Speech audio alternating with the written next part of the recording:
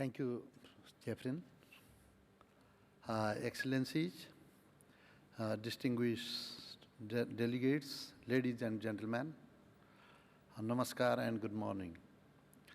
I am truly honored and privileged to attend this 7th Indian Ocean Conference being held amongst such a luminary gathering in the magnificent city of Perth, known as the City of Light.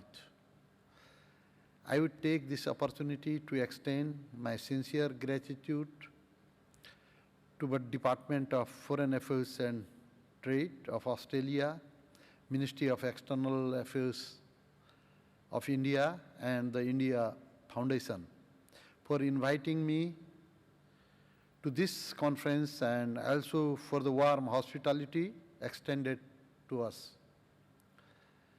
Since its inception in 2016, this consultative forum has been bringing the coastal and landlocked countries together to discuss ways and means for creating prosperous, stable, and sustainable Indian Ocean. Excellencies, the Indian Ocean today is more than just geography. It embodies geopolitical, geostrategic, and geoeconomic significance. Most significantly, it is a hub of civilization in the world. The Indian Ocean region, connecting the high Himalayas to the low seas, has been perceived as a cradle of globalization. And today, it has emerged as the epicenter of economic and technological advancement. But sadly, the ocean is facing both traditional and non-traditional security challenges these days. Marine terrorism, piracy, illicit trafficking of drugs and weapons, human trafficking, illegal migration, and interruption in freedom of navigation pose serious and immediate problem for the region. These challenges require concerted and collaborative efforts to develop the region as a microcosm of cooperation. Excellencies, the world's third largest water reservoir is warming at a faster rate than the other oceans due to increased anthropogenic activities. This is leading to a sea level rise and an increase in frequency and intensity of extreme weather events. This climate crisis is also disrupting the food supply chain in the region. Acidification is also threatening its ecosystem. Pollution from land is creating coastal dead zones. In this scenario, it would be just a symphony of dreams to imagine a healthy region without a healthy Indian Ocean. Sustainable use of its resources for economic growth while preserving the health of the ecosystem is today's exigency. And a stable and sustainable Indian Ocean is reliant upon regional cooperation and collaboration. In this context, the theme of conference towards a stable and sustainable Indian Ocean is both meaningful and relevant. Excellencies, the Indian Ocean has already become world's prominent trade seaway and increasingly becoming the nerve center of global trade and commerce. It is lifetime for Nepal in reaching the international market.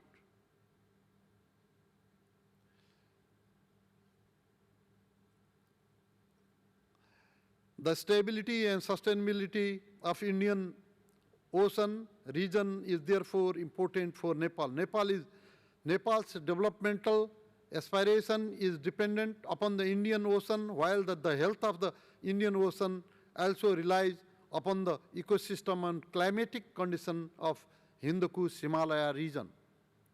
Strengthening the blue economy is dependent upon nurturing the mountain economy and vice versa as well.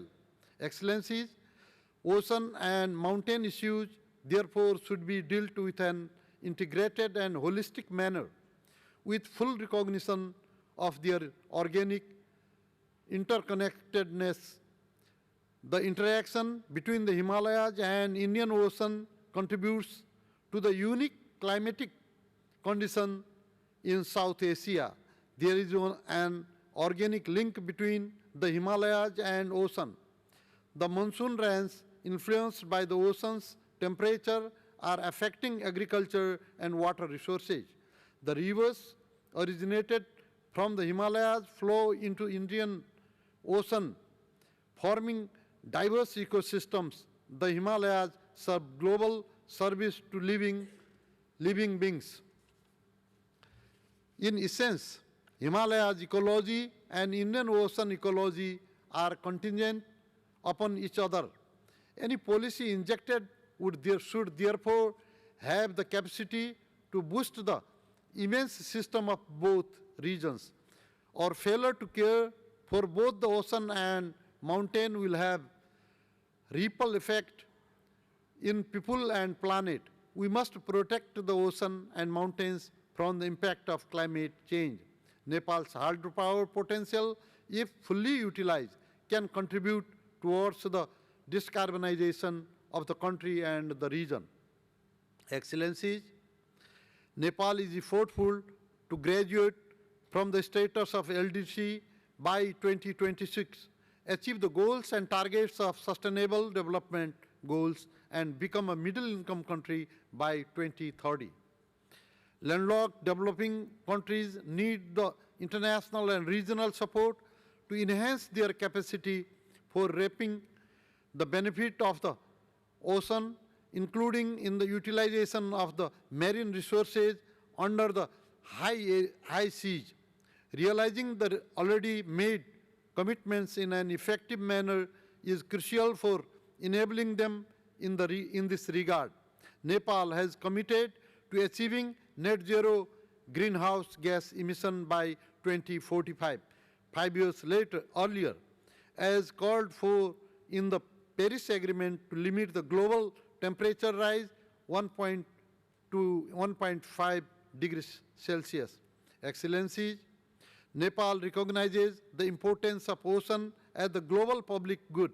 The importance of conservation and sustainable use of marine biodiversity beyond areas of national jurisdiction must be recognized for the common benefit of humankind.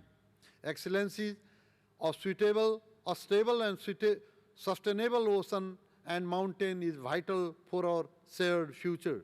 Nepal remains committed to engaging constructively in building the resilient Indian Ocean region. I believe the discussion and deliberation in the conference will contribute to these endeavors. I wish for the success of the conference. Thank you.